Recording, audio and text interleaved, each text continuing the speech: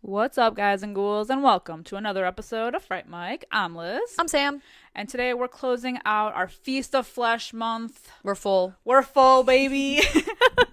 But not quite. We still got another episode left in us, and we're talking about Balaban's Parents from 1989. This whack-ass movie. This movie's so weird. It's so wonderfully weird, as you say. It is weird. It's got everything. It's got Randy Quaid playing himself. Yeah, Randy Quaid starring as Randy Quaid. As you've always seen him before. Yes. I swear to God, is there like a role where he's not creepy as fuck?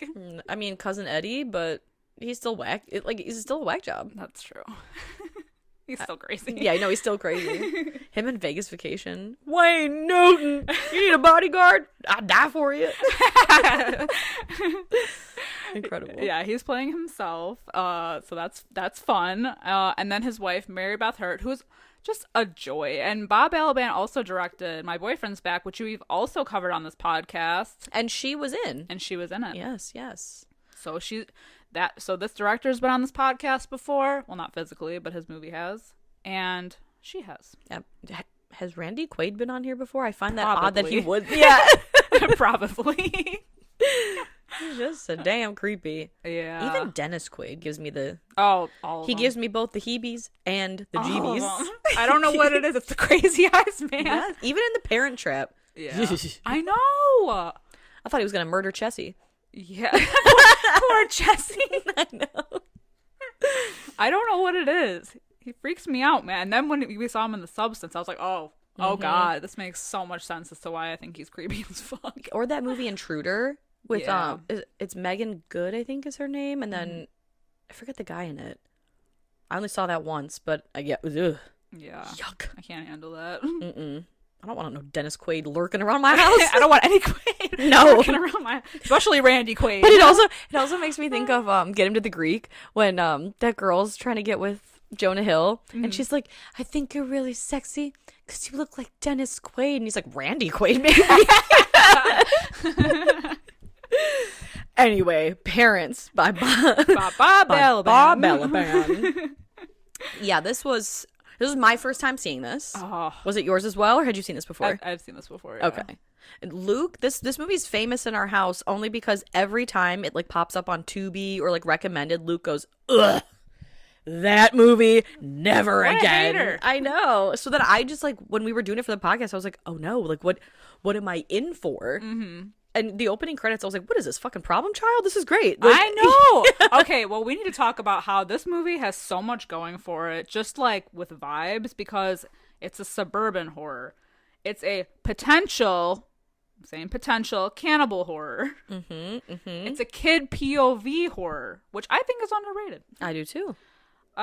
It's an unreliable narrator. We'll get to that. And potentially witches. I'm sorry, what? Yeah, I did research. We'll get on that later. My mouth is open. Also, I'm going to apologize to anyone listening. If you can hear my stomach rumbling, it is so loud. I can't even hear it. Oh my God, good. I haven't eaten all day. I just haven't had like the willpower. What are we doing? I know. We really could have haven't. some eating ASMR sounds in the background. So if you hear mind your business, it's just my hunger talking. And speaking of hunger, I guess we're going to talk about Are you hungry flesh-eating yet? parents. Yes. Are you hungry yet? Oh my God.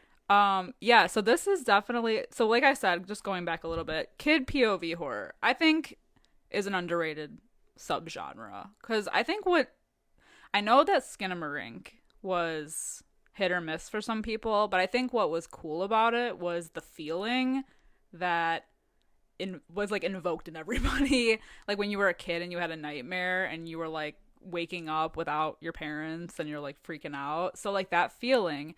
And so with this movie, I feel like this entire movie, because it's kind of, we're following the son, Michael, this entire movie is from his point of view. And because he's so young, we're like, is this like actually happening? Like, are his parents just weird, or is this what he wants to believe? Because it's, to me, it feels like it's like a fill in the gap type movie, or like a fever dream type thing, because you're a kid and you don't know what's happening. Totally. You don't know, you see things, you don't understand it, and so you're like, okay.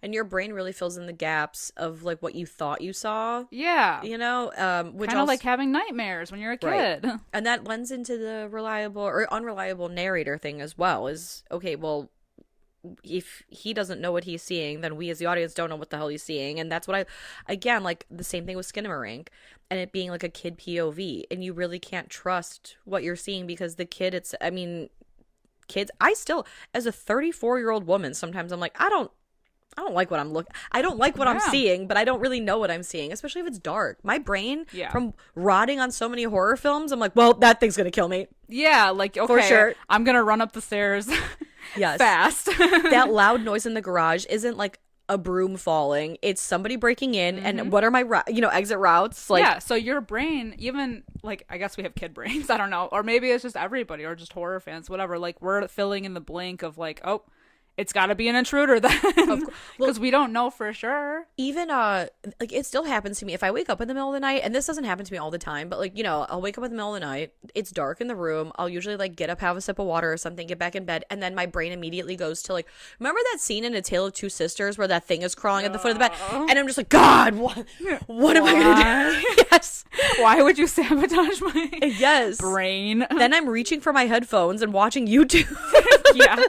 Like, until I inevitably don't go back to sleep. Yeah, because the demons can't get me if I'm watching YouTube. Ugh. If I'm watching a silly little video. What always gets me is like a dark corner. Like, oh, who's going to be standing there? I hate that shit. When I go home and it's dark, so I notoriously don't turn lights on in my house just because I know I live there. I know where everything is. I don't need to turn a light on to walk through the house usually.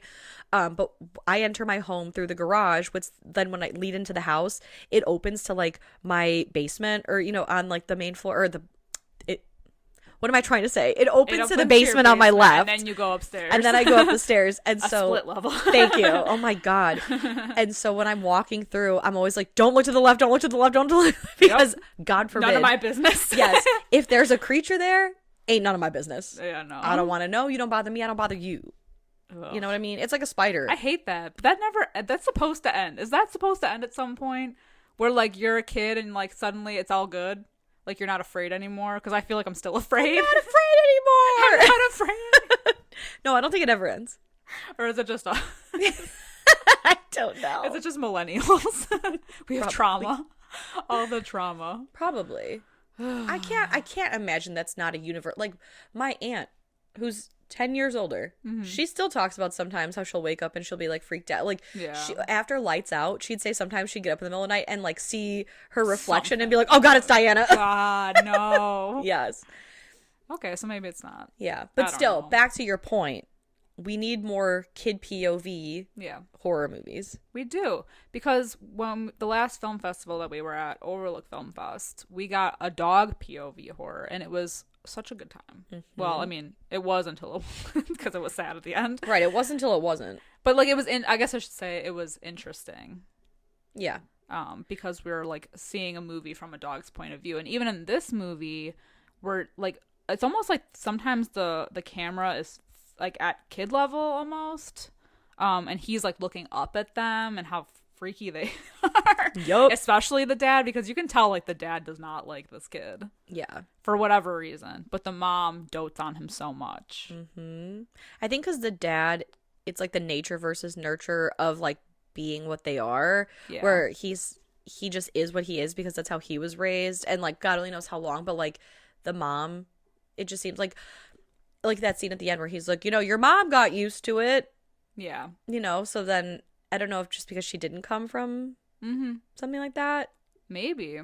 And he just is like the dad's like inherently evil. But let me ask you this. If the last like 25 minutes of this movie didn't exist, do you think there's a possibility that they weren't actually cannibals? And that, how like, okay, so like when I was a kid, I was a picky eater. So I, like my mom would hand me like a piece of pork chop and she'd be like, oh, you need to eat that. And I'd be like, no. And so like your brain kind of runs with like how disgusting it is, even though it's just like sitting there. Yeah. You think that this kid's brain just like went off and was like, well, I'm making all this up because I just like don't want to deal with this. Like his imagination went a little too wild. I don't know. I've never had that problem. Like I've never had like a meat thing. But I don't know. Relating it to this movie, I don't know if the last 20 minutes of this movie didn't exist. I would still I think for the beginning I thought they were cannibals. Yeah. Okay.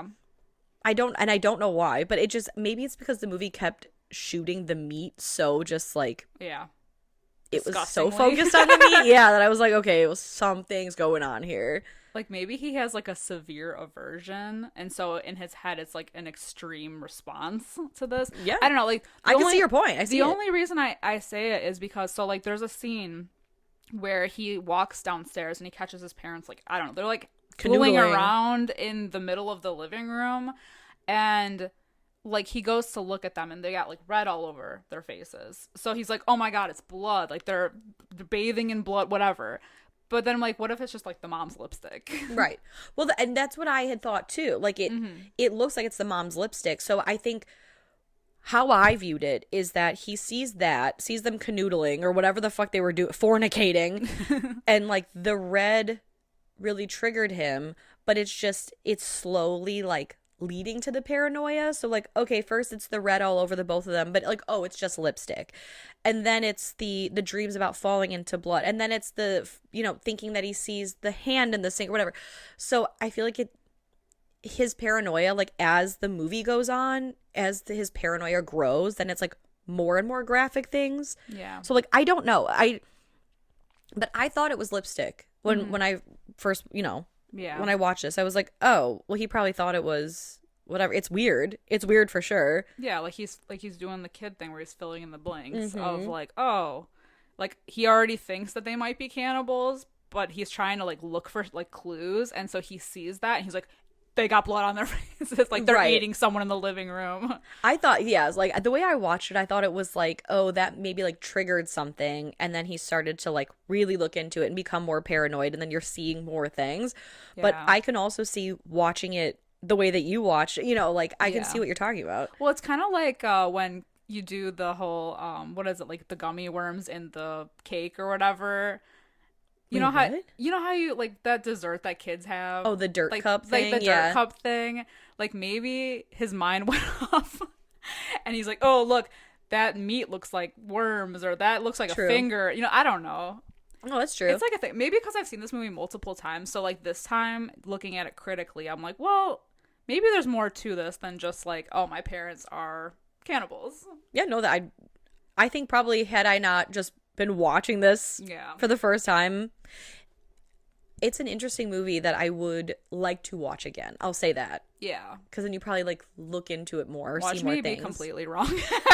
And it's just that. No, but I could see what you're talking about. The only thing that makes me think that there's more is because he has these like nightmare sequences. So like, I don't know. That first nightmare sequence, though, where he's falling into bed that turns into blood, it reminded me of two movies. It reminded me of one, of course, of Nightmare on Elm Street, and two, House.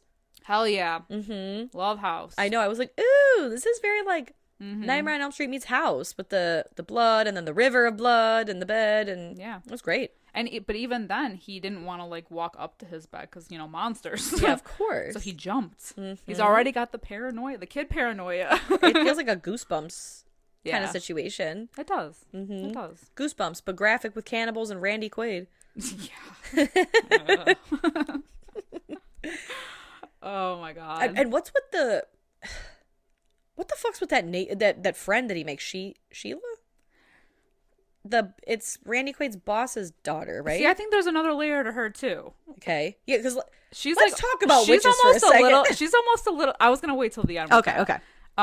Because there's like little nuggets, and I didn't really pick up on this of witchery? Right away of witchery, of that they're actually witches.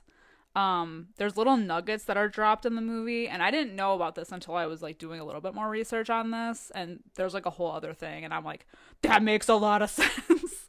So we'll get to that at the end. But the friend, I think there's like a whole other layer to her, because she's almost like too self-aware or just aware of everything. She's weird. I almost thought she was made up.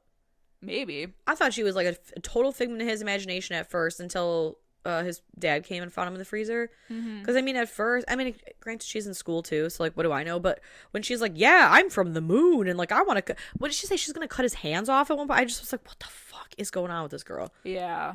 She is too weird for me. Yeah, but she always, like, goes on about how it's like you don't really know adults and they're all fake. Yeah. And they all act a certain way. And so that made me think, like, okay, well, maybe he's perceiving his parents to be one way when actually they're not. They're just, like, normal. But he's, like, overly imaginative about it. Especially that dinner scene where they're at his boss's house, and they go to spy on the adults, and he's like, what are they doing? And she goes, changing. They change when they get old. Yeah. Or something like that. And I just was like, what? Or because they were drinking too. Well, that's exactly. Yeah.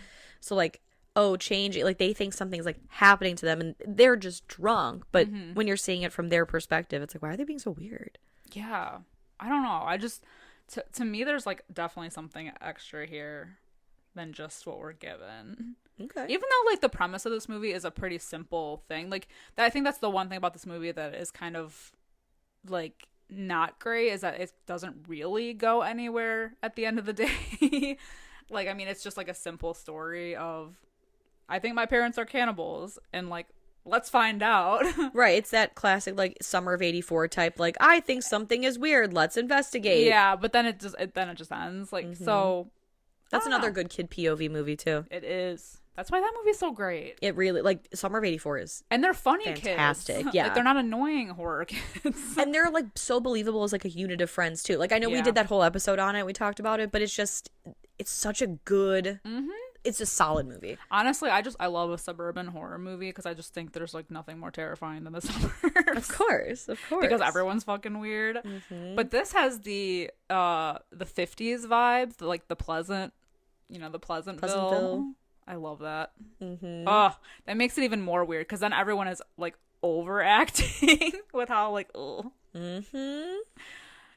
I love the setting. I love the colors of this movie. So many Betty Crocker cookbooks laid out. So much meatloaf.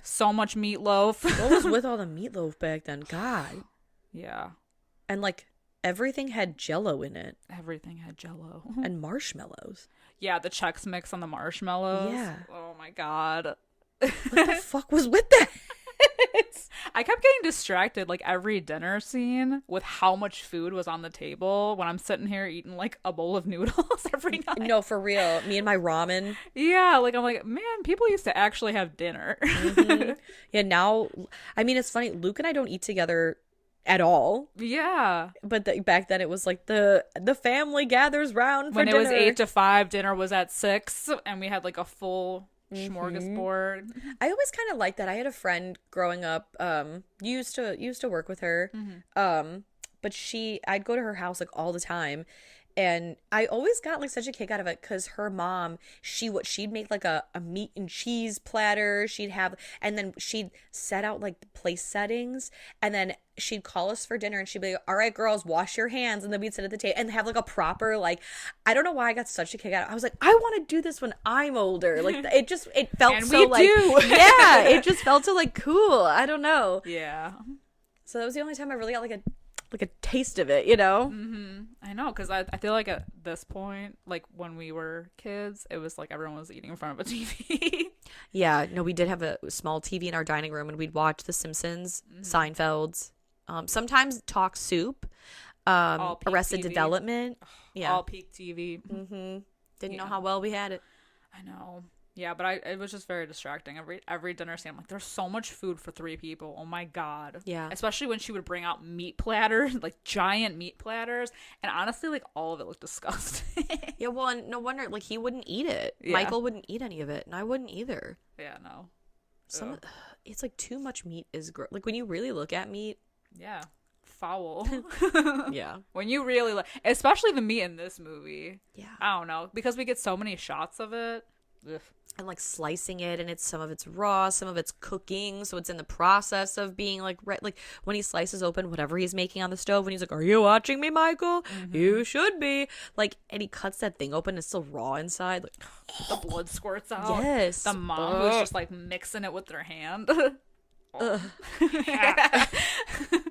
Like, raw meat. I'm talking to the wrong person. I don't even eat gross. meat. Well, and it is though. It is. And it smells so. Ooh, smells so gross. I always hate when I have to handle ground beef. Like, when I go to put it in brains, it looks like brains. It does, and I'm always like, throwing it in the hell no. But it's just like specifically in this movie, it looks so nasty. Oh, but they purposely make it. It's almost like an artistry in a way, but to disgust, you know. Well, I think that's the whole point, right? Yeah. It's kind of like, what do we talk about? Fresh. Yeah. When he's frying everything and he's kind of like, oh god.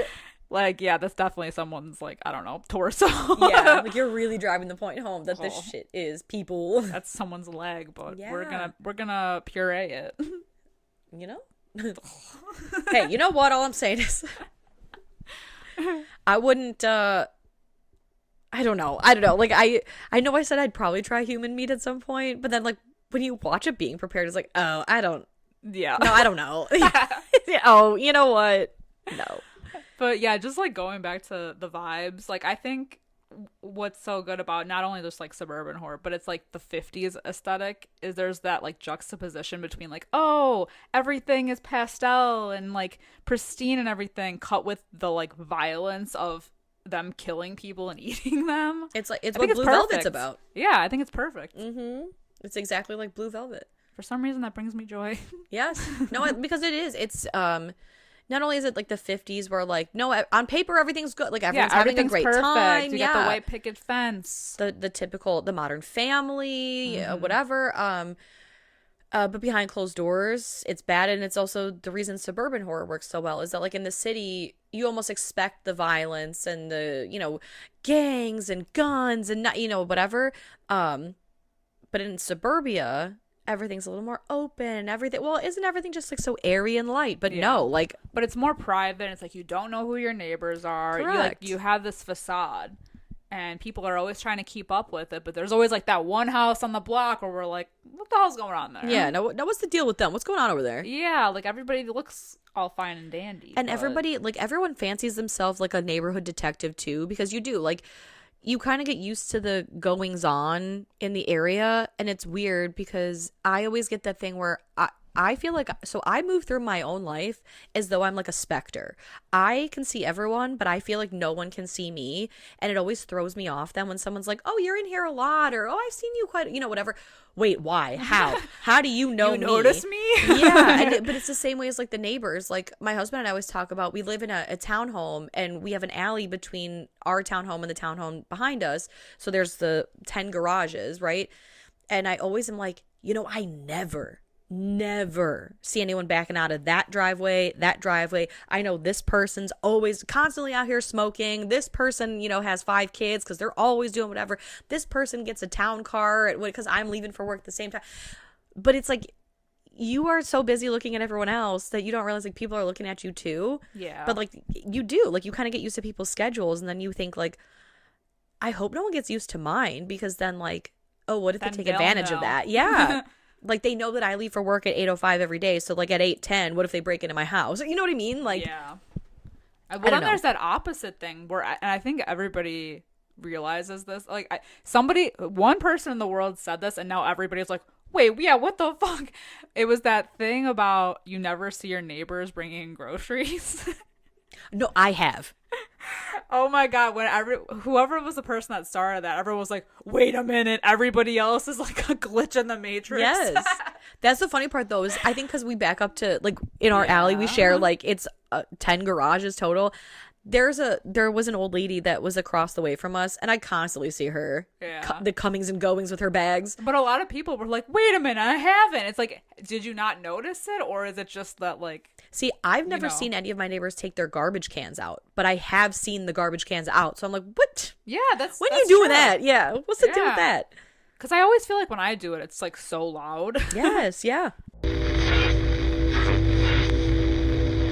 enjoy the podcast, like what you hear, and you want to hear more, well, you're in luck. We have a Patreon. That's right. If you don't know, we talk about new movies on our Patreon. We do monthly rewinds so that way you can find out what we are watching between our main episodes. Sometimes we craft spooky cocktails to match our theme of the month, and watch parties galore. So much fun over there.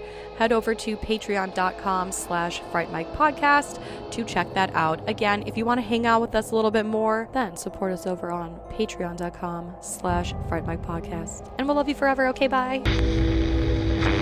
And then throughout the movie, we're given all these hints about, like, it just adds to his paranoia, I guess, because his dad works at this place called Toxico. Yeah.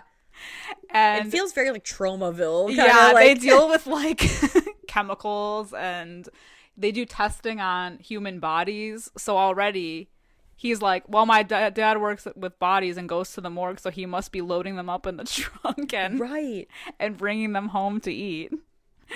Of course. So, like, you know. No, of course. But then we're like, well, is he just a weirdo who's, like, into that shit? But, like, also, what exactly is it that he does there? Because he's talking to some guy about... melting the rainforest. Yeah, he's creating some kind of, like, Agent Orange-style gas to melt the jungle. Yeah. I don't think that's healthy, bro. Right. But then, and then also, it's like that fucking weirdo Wolf of Wall Street boss of his that goes to Michael and is like, do you see this pen? What do you see? And it's all like, made of chemicals. Yeah. The world is made of chemicals. But chemicals. Also, it's an opportunity. Yeah, he's like, the same chemicals in this pen could make a gun. Like, what are we talking about, dude? What are we talking about? Yeah, it's such a weird thing. Yes, it really is. But again, it goes back to like, okay, like when I was younger, my dad went off to work. Did I know exactly what he did? No. So I'm going to fill in the blanks of like, well, my dad, he worked at United Airlines, so he must work with planes, but I don't know specifically what he does. But if your dad does something like, oh, my dad works with chemicals and body parts, he must be a cannibal. Yeah, well, of course. Because extreme. A plus B equals C. Equals F. Yeah, equals C. For cannibalism. Yeah. Well, you know what, though? I also, yes, as a kid... It's like, so my dad was a microbiologist, for example. It's like going to school, like, oh, what does your dad do? He's a microbiologist. Well, what is that? I don't know. Fucking fine. Yeah, he works yeah, I don't know. But then, like, as an adult now, I'm 34 years old. I know what a microbiologist is. I don't know what any of my friends do. Mm-hmm. And I talk about work with you all the time. Yeah. Or like our friends, like, mm-hmm. I know one of them works at a large large conglomerate. What is it that he does? I don't know. Yeah. I do not know. I hear like the murders and executions mostly. Yeah, murders and executions. Yeah. Like I have no idea. Yeah, like I don't know what the daily life looks like, but I guess that's kind of like you don't really know a lot of that stuff. So you're like, well, he worked, so your dad, a microbiologist, he's a mad scientist. Yes, yeah, he's mixing things in his lab. He's melting bodies. He works in a laboratory. Yeah, like kid brain. Yeah. Just filling it out. Yeah. But I think that's what's so interesting about when he gets pulled by the school like psychologist or whatever, because she's such a mess and she doesn't hold up the facade of like the perfect 50s parents, with the mom who's baking all day and making meatloaf every night, and the dad who goes off to work. She's got like her boho bag and she's like chain smoking in she's the like office. Dropping cigarettes on the ground like, ooh, my bad. Yeah, and she just like looks disheveled, and that's why he makes that comment like, you're not a real grown-up. Yeah. Like, are you even real? Like, you're not even real. I like that he's like, you're not a real doctor. And she's like, well, no. And he's like, you're not even a real grown up. Like, why? She's like, I like this kid. Yeah. You know what? I like you. Yeah. I like too that she's like, what do you see in the picture? What do you see in the picture? Well, I know what's in the picture. I'm asking you. Well, what is it? Yeah. Or what does he say? I'm Millie. What's your name? You already know my name. Yeah. Yeah, I do. All right. Puts up with no shit. Yes. No, I like her. Also, though, that whole like counselor scene. So, in school, Michael's told with his class to draw a picture of what his family looks like, and he draws a picture, but then like scribbles the whole page in red. And so then his mother, what's her name, Lily? Yeah. The mom, she's called into the guidance counselor's office, and she's like, I want to talk to you. So, is Michael good at home? She's like, oh, yes. What can you tell me about him? He's a kid. Yeah? So what does he do? Oh, lots of things. Does he get along with his dad? Yeah, of course. They do a lot of stuff together. Like what? Oh, stuff. Stuff and things. Do you know anything? But it's like keeping up appearances. Yeah, no, exactly. Like, oh, okay. That's how, like, I mean, I wasn't alive then, but it's like that's how it was, you know? Right. Every blade of grass had to be green. Of course. And cut. And cut. An inch. No higher than 2 inches. Yeah. I don't even know if that's true. I know grass has to Everybody be like had to be on their length, best right? behavior. Yeah. I'm so sorry too if you can hear heavy breathing. Yeah, it's my dog. Yeah, it's neither one of us. It's a dog. She's aggressively barking, like right under the table that we're recording at. She's getting hungry too. We're talking about meat. Right, exactly. She heard the word meat and she came running. She's chewing on my leg. But yeah, so yeah, it is just like keeping up appearances. But it is interesting when he meets her and he's like, yeah, you're not real, because she doesn't look like all the other adults in the movie. And he trusts her. Yeah. Yeah. Quite interesting. At least I think he trusts her because she's a real one, just like his friend is a real one. Yeah. I don't know what she is, but she's telling it like it is. She's an alien, dude. She's like the bad seed. You know what I mean? Like, but she's dropping nuggets of truth in there. Except that she lives on the moon. Well, again, kid. Yeah. Although you can definitely tell that she is older than he is. Especially when they're walking in the beginning. Yeah, she's fucking 8 feet tall. She's like way taller than him. Oh my god, she hit that growth spurt hard. But she like looks older than him. Yeah. I honestly like all of the kids in his class with like different ages. Like, I don't know. Well, yeah, she's like so weird. And then that scene, I don't know, that scene really creeped me out where like he's getting out of school and she's sitting in a tree. And he's like, what are you doing out here? Why weren't you in school? She's like, yeah, I'm quitting. I'm never going back. And the camera shoots up from below. And it's just like her kicking her legs and like under her skirt. And like, you don't see anything except like her petticoats and everything. But I was like, well, this is an aggressive shot. Yeah. First of all. And then she hops down and like suddenly they're like running into his house. And she steals a bottle of wine, hides in the body freezer, and then is like, get in here, and is like sloshing wine at him. She makes him take his shirt off. I'm like, what? Yeah. Of all the things I've seen in this film, this is the weirdest shit I've ever seen. Like, this is so weird. She has a bad seed. What is the deal with that? What is the point of that? I don't know. For the sake of being weird. It was like she was like 14 and hypersexualizing her like 9-year-old neighbor. Yeah. I was like, my God, his little bird chest was out getting in the freezer. I was of like, all oh my the God. unanswered questions in that movie, that's like the number one. I don't know. Yeah, that's the horror in this movie that scene. She's just rebellious because everything, the facade is broken. Totally. She's a modern woman. She's got modern ideas. Yeah. She says, let me hypersexualize this. Now 9 might be a little bit too young to bust open the wine bottles, but yeah. I am impressed with their collection of wines in the basement. Yeah, right? Vintage. That's the other thing, is that his dad is so adamant about him not going into the basement because the basement is for the wine. Mm-hmm. It's like don't go into the basement. But then doesn't he in the beginning of the movie tell his son to go in the basement? And he's like, I'm afraid of the dark. And he's like, everything is dark. The basement, your bedroom, like, or maybe he doesn't. But he gives her that. His dad is so weird though. Yeah, he is the when he would go off on like any kind of speech to him, he kind of sounded like a sociopath. Yeah, no, true. Like, it was very, like you said in the beginning, like nature versus nurture, but he was like, be a man, son. You're going to have to get through a lot of hard things in your life. I don't, but like creepier. I don't know. It gets weird. Creepier as it goes on too, because he's like, his patience is wearing thinner and thinner with his son. Like, he gets upset when he won't eat the meat, and they keep sending him to bed early, and then he keeps doing that, like, let me tell you a story about a naughty boy who was like, yeah. Yuck.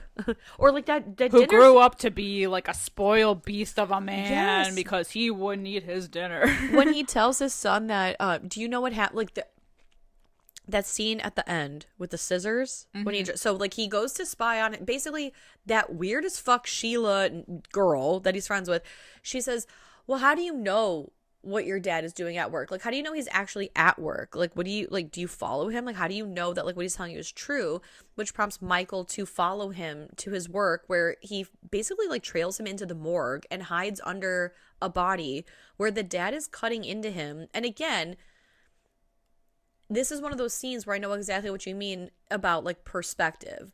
He works here. His job is to work on these bodies, whatever. So, like, is he cutting into the bodies because he's working, and that, but, like, because it's from the son's POV, it's like, oh, what is he doing? Like, he's taking the body home, because right. then, like, he walks home from there, and the dad sees him and picks him up, and there's like a giant body-shaped bag in the back seat, and the son, like, goes to touch it, and he's like, don't touch the laundry bag. Mm-hmm. And, like, even when he gets home, he's being weird with the mom. He's like, can you help me carry the laundry in? And she's like, oh, the laundry, okay, because she's complaining about, like, the state of the dinner, basically. And then when he's like, I have laundry, her demeanor changes. Yeah. But so while Michael is spying on his dad, the dad drops a pair of scissors, and Michael takes them. And so when they're at dinner that night, the scissors fall out of his pocket, and he says, oh, thanks for finding those, Michael. Where did you find these? And he says, the front lawn by the door. And he says that whole creepy story of, oh, you know what happens to boys who lie? Their jaws get so tight and their lips seal shut. And the mom's like, no. Like, you know, she's like, trying to protect, but it's like the dad just gets creepier and creepier. He does. More unhinged as they go Yes. along. It's so wild. And like that same dinner, they basically send him up to his bed, like, you know, to go to sleep early or whatever. And so he gives his mom a kiss goodnight, and then the dad's sitting there so creepy, like, don't I get one too? Fuck no, not if you threaten to seal my mouth. No, but even that night he has more nightmares. And it's like he's walking into the basement and he sees, like, clothes on the floor and hooks and, like, meat cleaver or machetes and a leg hanging. So it's like, is what he's, like, perceiving, is it all a dream? Especially because it's overlaid with the scene from earlier where he caught his parents fornicating, but instead of it being like a smear of lipstick, now it's like blood, and it shows like them biting at each other. Yeah, like in like a feral way. Right. Versus just like necking, you know? Necking. Yeah, it's the 50s. I was going to say, they how were very necking. 50s of you. Yes, yeah, they were necking. Yeah. That's what I'm saying. Like, it's kind of unreliable. Like, we don't really know. I feel like it could go either way. Like, they could actually be cannibals. Like, and that would make sense. But there's also, like, a part of it that's like, well, maybe not. Maybe it is just this kid's imagination. Right. Because he's so young and he doesn't know what he's seeing. And everything is just so, like, yeah, when you're a kid, you know? Right. I don't know, like, your imagination runs wild to the point where you're like, oh my God. No, yeah. I don't know what I'm looking at. So just, like, here, yeah, it is what it is. Right. Because I know I have flashes of like things, like I always talk about my trip to Disney. Disney 1995. I was like 4.5, so like a very little kid mind, and I know that I had a good time, and yet all the memories that I have are like such horrible memories because they were the things that were so scary to me. And I just remember specifically somebody had we were walking along the beach and someone had freaked out. Like, I have this memory ingrained in me, and yet when I talk to the adults it never happened, but someone had freaked out about seeing something on the beach. In my little kid mind, someone said it's a scorpion, and it just, whatever I was looking at, it was like black and long, and 4.5, I'm like, oh gross, a scorpion, and I freaked out. Never happened. Yeah. I don't even know what actually happened. I just know that, like, the people that were there, when I talked to them, I'm like, yeah, and what was the deal with that dead scorpion on the beach? They're like, what the fuck are you talking about? Yeah. The fuck? Yeah. So it's like you're constantly making shit up. And like somebody had said to me once, your memories of things, like, or your recollection of things, the farther away you are from it, your memories become memories of a memory of a memory. Yeah. Because you're so far removed from it that it just like, yeah. Or your brain almost is like, okay, now that's what happened. And then every time you recall it, it's just like, that's the story you stick to. And you like, all other details are lost. So it's like the real true memory of it.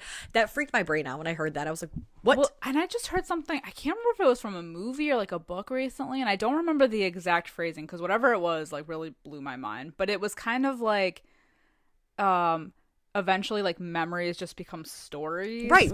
I guess that's what you're saying too, but like it, like but passed down through history, it's like then it becomes more unreliable. Yeah. Because it's like someone's telling it, but you might misremember something. Or depending on like your state of emotion. Like you and I can go through something.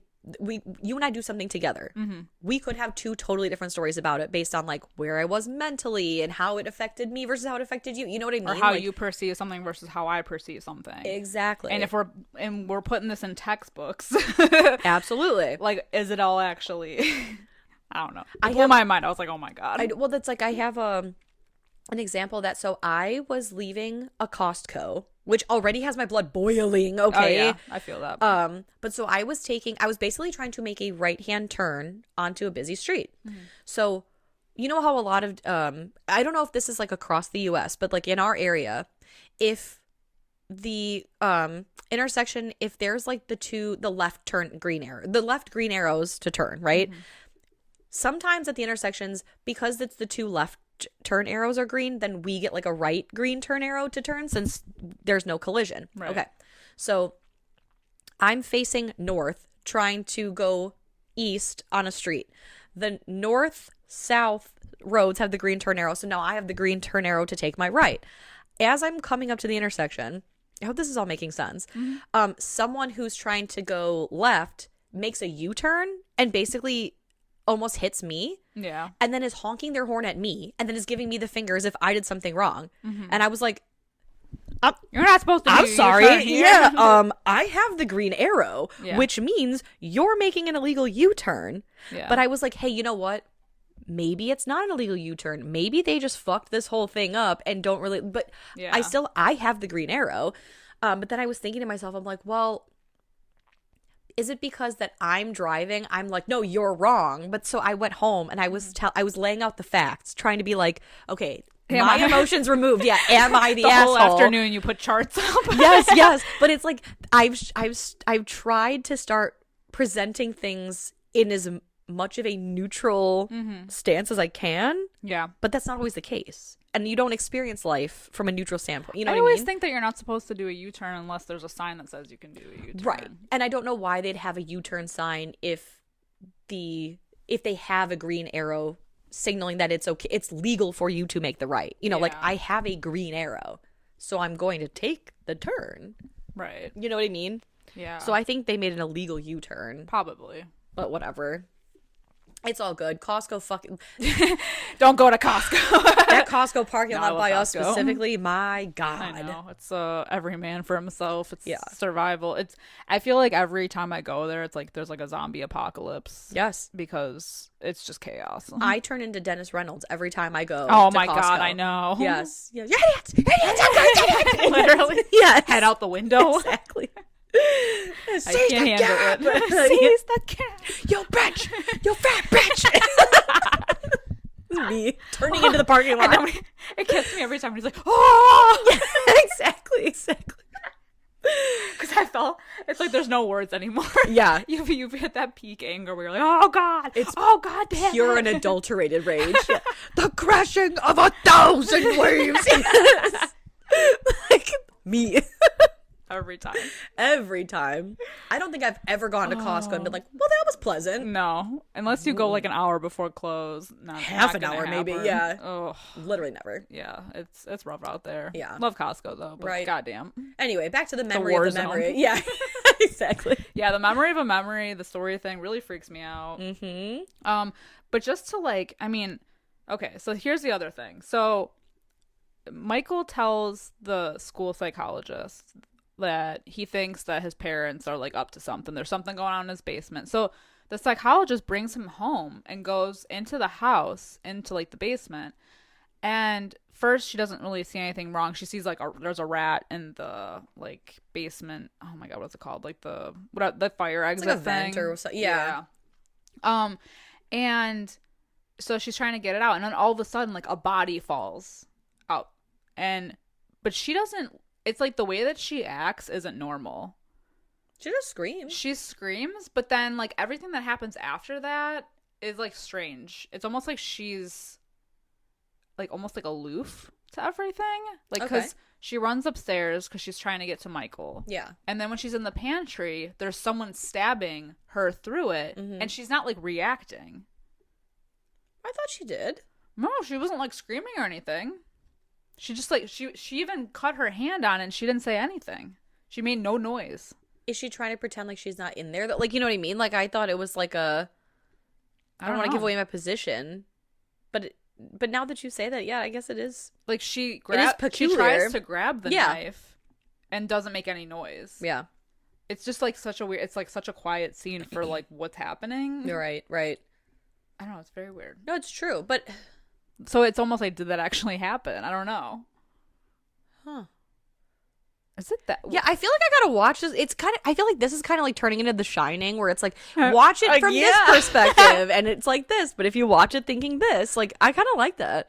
Yeah, I can't remember if it's this scene or if it's a different scene where we get that really cool shot that pulls out through all the ductwork of the house. Oh, right. Oh, that's such a good scene. Oh yeah, because it is that scene. Yes, because when the parents come home, or the dad comes home, and that's such a cool scene. It is. Yeah, but the way she acts is just very unnatural. That's so interesting. See, I think... And, like, who the fuck is stabbing her? Because then she opens and there's no one there. Yeah, but then the club swings at her face. I just assumed it was, like... Yeah. I assumed it was the dad. Yeah. But then again, like I said, this movie was so weird, and watching it for the first time, I feel like I'm, like, taking everything in and trying to take notes on it, so I'm like... What am I watching? I think it does help because this is like my third time watching this movie. Yeah. And I'm still picking up on things. Like the first time you're just like, oh, this is weird. And then I feel like after that you're like, okay, well, why is that the way it is? Mm-hmm. Like you're asking a lot more questions because like the next scene is when he's like when Michael wakes up and he's tied to a chair and it's like the room is like spinning. Mm-hmm. So, and his parents are acting extra weird. Right. And they like really like they're going to force feed him the meat. And then they talk about how like, oh, we're outsiders and maybe we'll move to the mountains this time. You know, maybe this time it'll be different. We'll be close to a highway, then we can, hope for accidents. Mm-hmm. Like bodies that way. And so it's like a wrong turn. Yeah. they're just cannibals. Yeah. Like hills have Appalachian eyes. mountain people. Yeah. But like that whole scene's weird because like why is he spinning? Right. Yeah, that's crazy. I was like, are Like they on some like rotating unhinged platform? Like, is this like a round bed situation? But it like hit a peak of being unhinged. Yeah. His brain was really spinning. Mm-hmm. That's definitely so strange. Well, and then they're trying to the dad especially is trying to force feed him the meat, and he goes and stabs the dad. And also, yeah, I need to ask you, this scene was weird because okay, the platform's spinning, but then even when the platform stops spinning and they're at the dinner table, the table is so long, and I just feel like they're just at a round table. But then I was like, are they in like a formal dining room? Like, why is he so far away? I think it's like a dream. Right? Like, it's like he's like so out, like freaked out or something that like the whole room is distorted basically. Because I was like, yeah, is this like the wallpaper's the same? They're at the table, but it's so long. Yeah, like did the thing with the teacher happen? Like the last 25 minutes of this movie, I'm like, is this all in this kid's head? Because they never technically show him, other than like in his laboratory at work, they never show him like, they never show any of them cutting up human beings. No. And like because the body parts in the basement, and the body in the basement, it's... Or the hand that he sees in the sink is just like a nightmare. Right. It feels very dream sequency. Yeah. There's so many scenes in this movie that I think are actually dream sequences. Like this ending is so strange because he goes to stab the dad and then the dad goes to attack him and then the mom stabs the dad and then he stabs her back. Yeah, it's a lot of in-family violence. Yeah. And then the dad gets to the basement where Michael's hiding and the whole wine rack falls on him.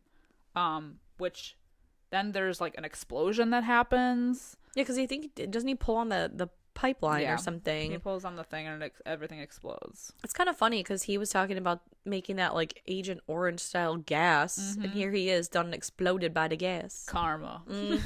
Honestly, the irony. Is that irony? Yeah, I think so. Right? I think so. I never know. Yeah. I'm just a girl. Well, and then it ends with Michael going to live with his grandparents, who may or may not also be cannibals. Yeah, because they leave him like the sloppiest meat sandwich with milk. Disgusting. That is That is- something oh, I that is was so gonna egregious. say. Oh my god, that's That is so gross. pure evil. Ew, can you imagine eating like sandwich bread and then milk? Oh. No. Because it makes me think of Charlie, like Charlie from It's Always Sunny when he's like milk toast. Oh. Huh? Milk toast? And Not bag spaghetti. yeah, people who eat ribs and then milk. Oh. What? People who eat anything other than breakfast or dessert with milk? Oh.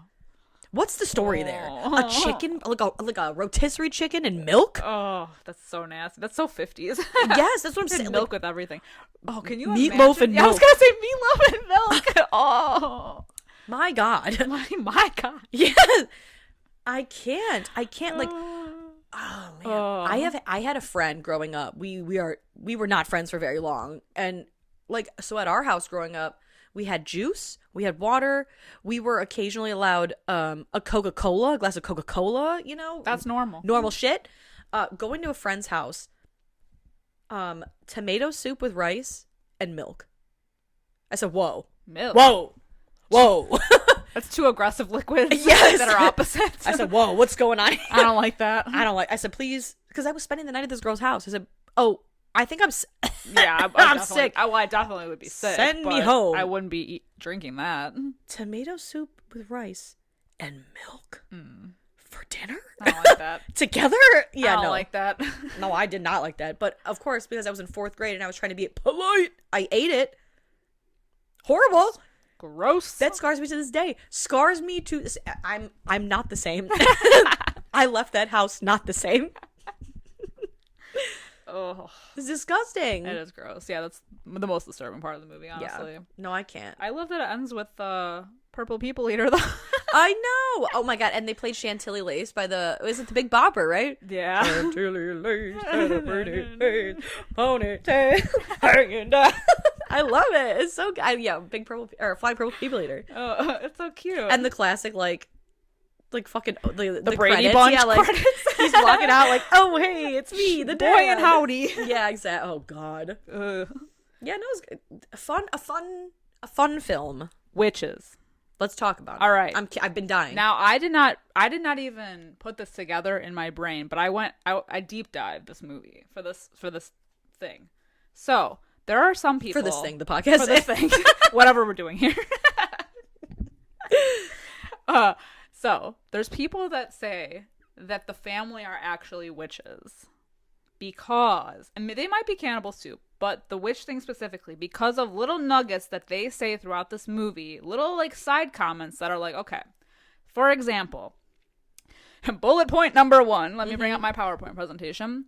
In the beginning, when Michael's new to the school, he said, "Oh, you're from Massachusetts." Mm-hmm. That's point number 1. Mm-hmm. Solid. Then, Your Honor. sold. Then, Michael.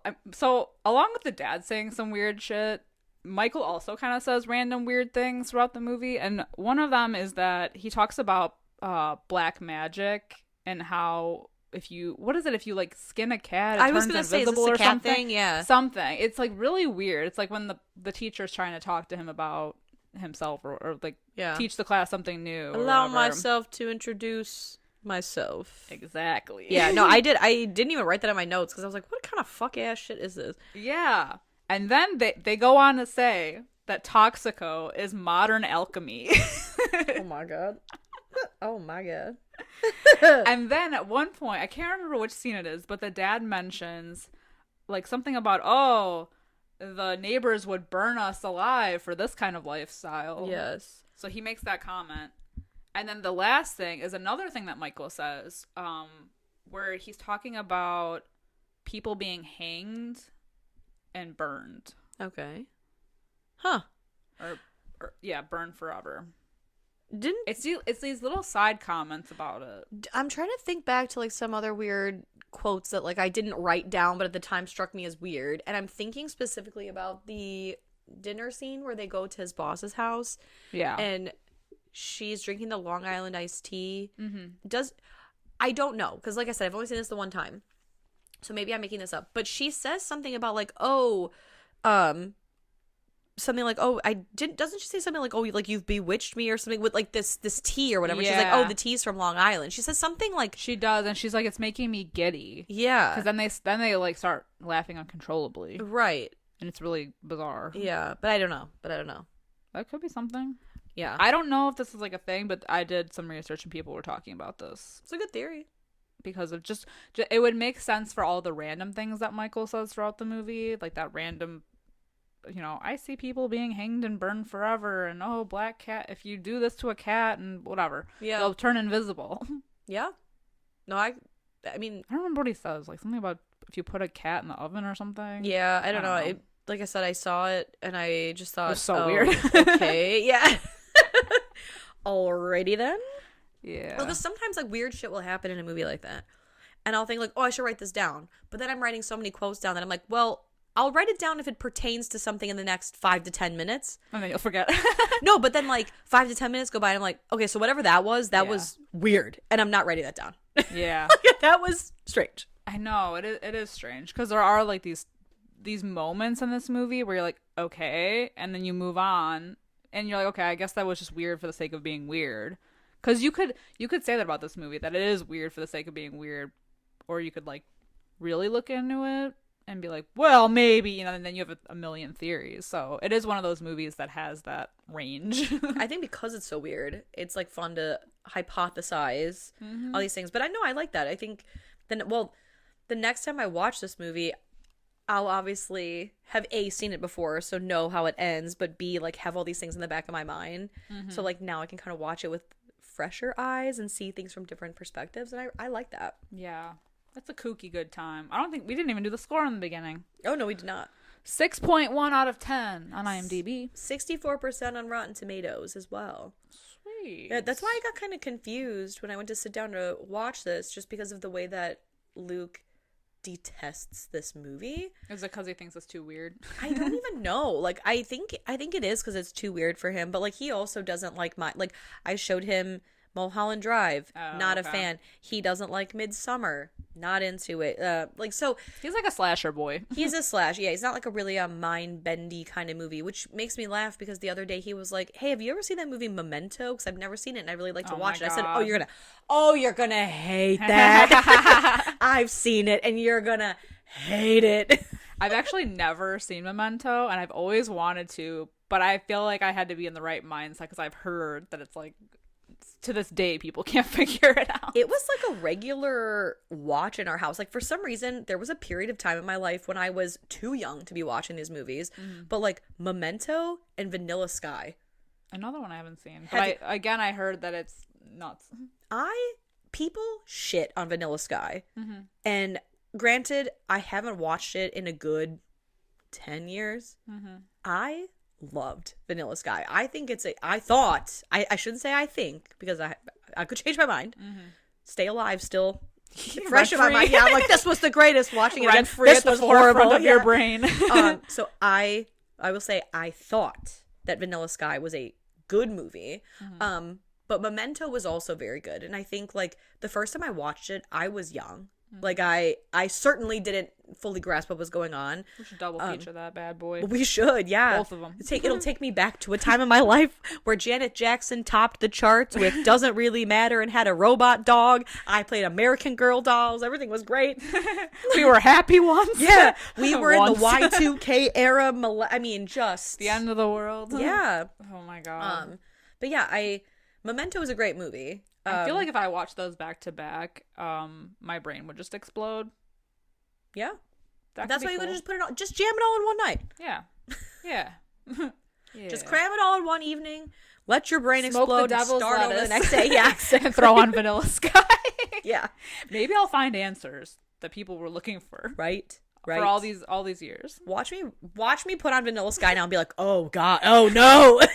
Next episode, trash. Y'all, I just made a terrible mistake.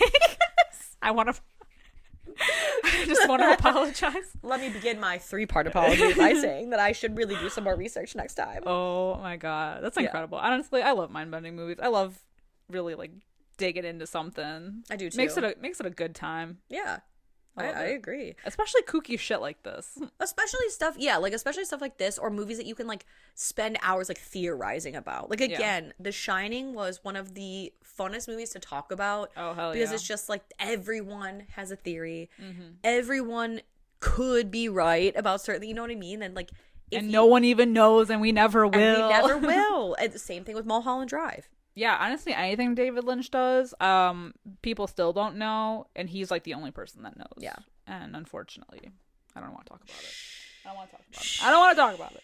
But yeah. But like that kind of stuff. That's it's like we want answers. Exactly. But we'll never get them. We will never fully understand. We want answers. We want answers. Fuck it. Oh my god. I hope he listens to this. He doesn't. He never will.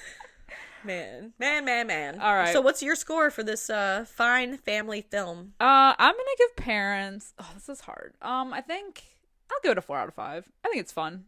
Maybe I'm like 3.5 to 4, maybe 3.75.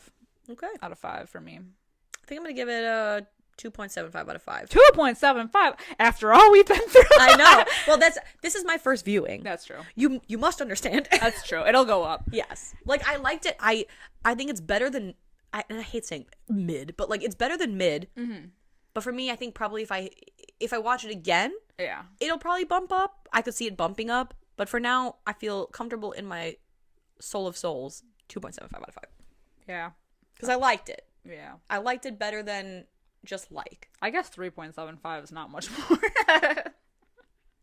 But see, like, but there's a difference. There is. But like for me, I love the weirdness of it, and I love the aesthetic, the vibes of everything, and I don't know. I like that we don't really know what's happening. Right. And it can be interpreted in many ways, and it's just fun. And Randy Quaid is unhinged. Exactly. So love it. Anyway, let us know what you guys think about Parents. Have you seen it? What are your theories? Drop them over on our Discord at Fright Mic Podcast. And if you have a few minutes after the show and you want to give us a 5-star rating and review, we would really appreciate it. Just be nice. If we're wrong here, you don't have to say anything. Yeah. Talk to us on Discord, or don't if we're wrong. And then go ahead and follow us on all social media platforms, again, at Fright Mic Podcast. And as always, thank you for listening, and we'll see you next time. Until then, I'm Liz. I'm Sam. Rest in peace.